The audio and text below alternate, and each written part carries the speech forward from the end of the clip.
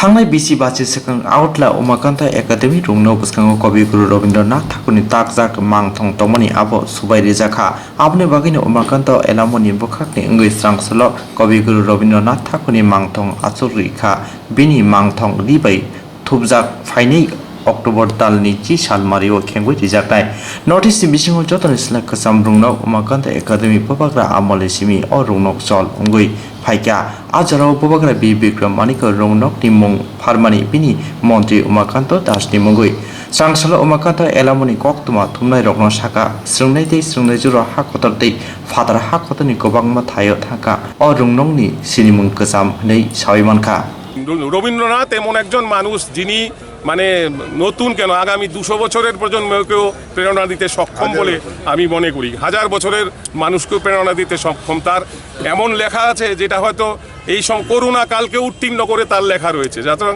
রবীন্দ্রনাথ মানে আমাদের জীবনে সবসময় রবীন্দ্রনাথ। সুতরাং যে রবীন্দ্রনাথকে আমরা 50 বছর আগে মূর্তিটিকে হারিয়েছি, আমরা আপ্লুত যে আজকে 50 বছর পর আমরা দেখতে পাই। আমি উমাকান্ত একাডেমির ছাত্র, আমি নিজের চোখে দেখেছি মূর্তিটিকে ভেঙে যেতে দেখেছি।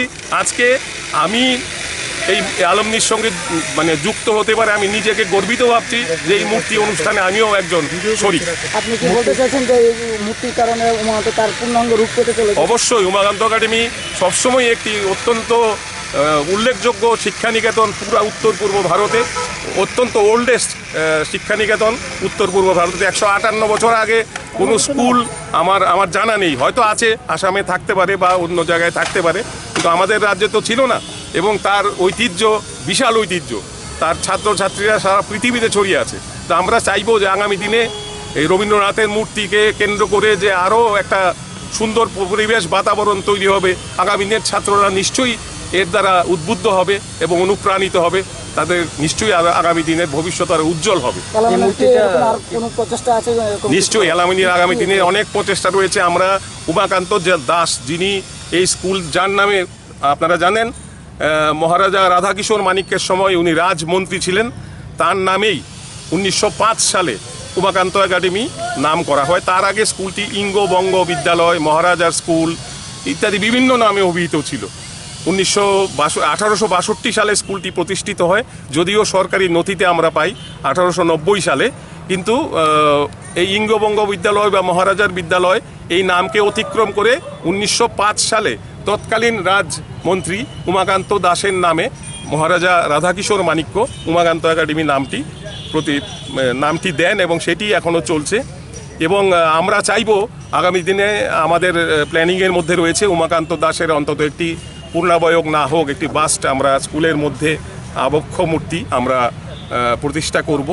আগামী দিনে যদি আমাদের আরও কিছু প্ল্যানিংস রয়েছে সেগুলো এখনও আর প্রকাশ করলাম না, আরও আমরা নিশ্চয়ই করব। আমাদের এই কাজ নিরন্তর চলতেই থাকবে আগামী দিনে। আপনার এই মূর্তিটার যে ম্যাটেরিয়ালটা রয়েছে, কি ম্যাটেরিয়াল দিয়ে বানানো হয়েছে? এটা হচ্ছে fibre glass 10 mm fibre glass. এটা দিয়ে তৈরি। নাগাদ আপনারা শুরু করেছিলেন এই গোটা এই প্রসেস? আমাদের শুরু হয়েছিল গত ডিসেম্বর 2019-এ আমাদের একটি মিটিং ছিল অত্যন্ত গুরুত্বপূর্ণ। সেই মিটিংয়ে আমাদের আলামনির ছাত্রদের মধ্যে থেকে এই দাবিটা আসে যে এটা আমরা করব। তো আমাদের আপাতভাবে এটা খুব শক্ত মনে হয়েছিল এবং অনেকটা অর্থকরী এর সঙ্গে জড়িত। তো যাই হোক, আমরা এটা আলটিমেটলি এটা আমরা সাকসেসফুলি করতে পারছি, সেটা আমাদের ভালো লাগছে। এখন দেখা যাক বাদবাকি কাজটা আপনাদের সহযোগিতায়, সবার শুভকামনায় আশা করি ভালোভাবেই উত্তীর্ণ হবে। 10 তারিখ তো উদ্বোধন হচ্ছে। 10 তারিখ বিকেল 5টায়। কে আসছেন উদ্বোধন? আমরা মাননীয় মুখ্যমন্ত্রীকে অনুরোধ করেছি, তাকে আমরা আমন্ত্রণ জানিয়েছি, মাননীয় শিক্ষামন্ত্রীকে আমন্ত্রণ জানিয়েছি, মাননীয় পর্যটন মন্ত্রীকে আমন্ত্রণ জানিয়েছি, মাননীয় মেয়রকে আমন্ত্রণ জানিয়েছি। আমাদের প্রাক্তন ঈদের মধ্যে অশেষ দেববর্মন, তিনি 1949 সালে উমাকান্ত একাডেমিতে 50 সালে বেরিয়েছেন, তাকে জানিয়েছি। নির্মাল্য কুমার দত্ত উনি 1953 সালে উনি এই স্কুল থেকে বেরিয়েছেন, তাদেরকে আমন্ত্রণ জানিয়েছি।